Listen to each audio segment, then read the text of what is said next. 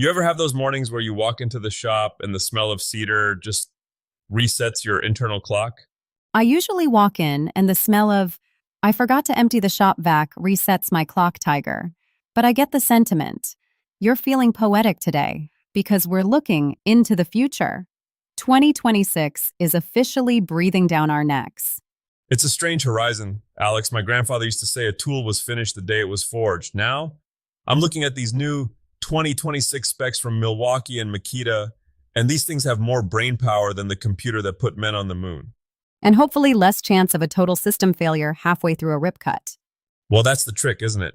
The big shift we're seeing for next year isn't just more power. We've reached peak torque. I don't need a drill that can twist my arm out of its socket. What we're getting now is thermal management.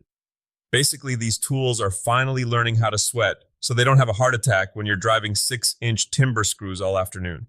It's like they gave the motors a better set of lungs. Are you actually falling in love with a battery platform? Don't tell my pneumatic tools they're sensitive, but honestly, the real curveball is Bose entering the shop ecosystem. Wait, the headphone people? Are they making a smart hammer that plays jazz? Not quite. They're integrating audio and communication across the whole floor. Imagine you're at the miter saw and you can actually hear your apprentice across the shop without him having to do a frantic interpretive dance to tell you the dimensions are wrong. It's about not sacrificing your hearing while staying in the loop. I'll believe it when I see you actually wearing a headset instead of just shouting "what" at me every 5 minutes. But for the people who aren't looking for a smart workspace, the folks just getting their first keys to a fixer-upper, is the tech leaving them behind? Never. If you're just starting, you don't need a Wi-Fi enabled wrench. You need that Stanley 65-piece kit. It's the bread and butter. I've probably owned 3 of those sets in my life. Not because they broke, but because I keep giving them away to people moving into their first apartments. It's the universal congratulations, you're an adult gift. Speaking of tools, the automotive side of the house is seeing a massive shift. I was looking at the 2026 career projections, and it's not just about turning wrenches anymore. It's looking more like a life cycle of service model. Man, the auto world is getting heavy. When I started, you could fix most things with a hammer and a bit of colorful language. Now, if you don't have a laptop and a deep understanding of hybrid diagnostics, you're basically just looking at a very expensive paperweight. That's the gold standard they're talking about. The successful techs in 2026 are the ones who can balance the high-volume stuff, the oil changes and rotations that keep the lights on, with the surgical stuff, the transmission diagnostics, the electrical gremlins. It's a mindset shift. I talked to a shop owner last week who told me he doesn't hire based on a resume anymore.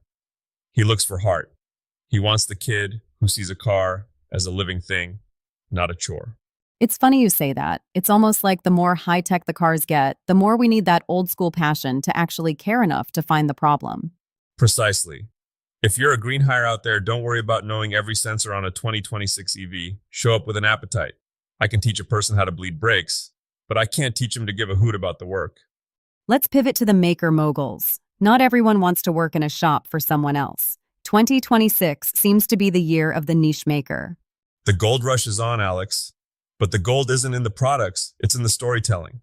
You mean like the candle business? I saw that in the report. Everyone and their cousin is making candles now. How is that still a profitable craft? Because people don't buy wax and a wick. They buy an escape. If you sell me a scented candle, I'm going to look at the price and walk away. But if you sell me a rainy morning in the redwood forest, well, now I can smell the damp earth and the pine needles. You've sold me a bridge to a memory. You're a secret romantic, Tiger. But romance doesn't pay the electric bill. What about the mogul rule for pricing? This is where most makers trip over their own feet and faceplant. They calculate the resin and the wood, and they think they've got a price. They forget the most expensive ingredient, their own heartbeat. Your hourly labor? Exactly. If you're making tufted rugs or resin jewelry and you aren't paying yourself a real wage, not a hobby wage, but I have to buy groceries wage, you aren't running a business. You're just having an expensive panic attack. Materials plus labor plus overhead plus profit. If you skip any of those, you're just subsidizing your customers' lives with your own time. That's a tough pill for a lot of artists to swallow. They feel guilty charging what things are actually worth. Guilt doesn't buy a new bandsaw, Alex. I want to wrap up with something you told me earlier about DIY mastery. You mentioned that woodworking is becoming a tool for economic freedom. It sounds grand, doesn't it? But it's real. I've seen stories lately of folks who were stuck in a cycle of just barely getting by. They picked up a used table saw, bought a solid set of professional plans, and that's the key, not winging it on a napkin, and they started building.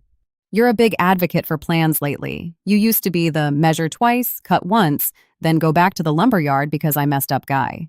Hey, I've contributed plenty to the scrap bin in my time, but there's a specific kind of confidence that comes from following a well-drafted blueprint. It's like having a master craftsman standing over your shoulder, whispering, "Don't cut that yet."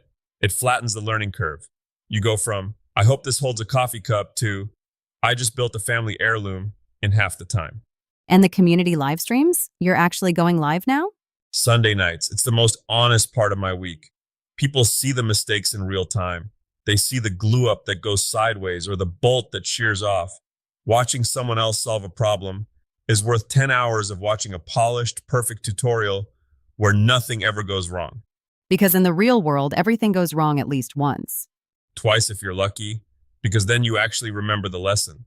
Look, whether you're fixing a sink with that Stanley kit, diagnosing a 2026 hybrid, or selling your first hand-poured candle, the takeaway is the same. The tool is just an extension of the person holding it. So don't be a tool, just use them. Exactly. Stay curious, keep your blades sharp, and for heaven's sake, pay yourself for your time. Beautifully said. We'll see you all next time in the den.